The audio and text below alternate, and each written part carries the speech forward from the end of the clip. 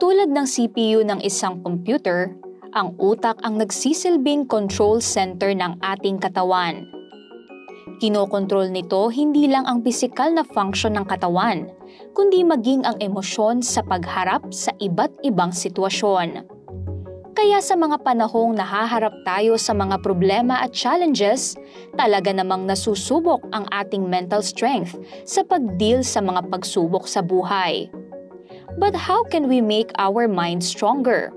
Narito ang ilang tips para sa inyo. Cultivate a growth mindset.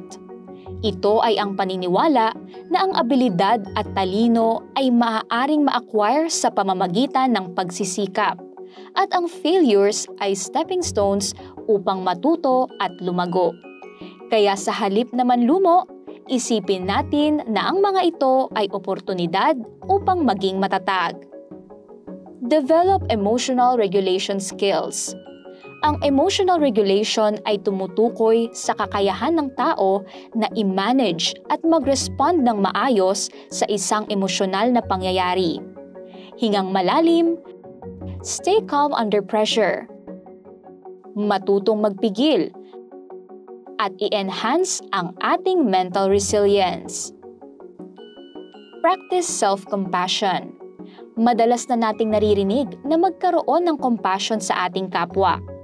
But we also need to be kind to ourselves kapag tayo naman ang may pinagdadaanan.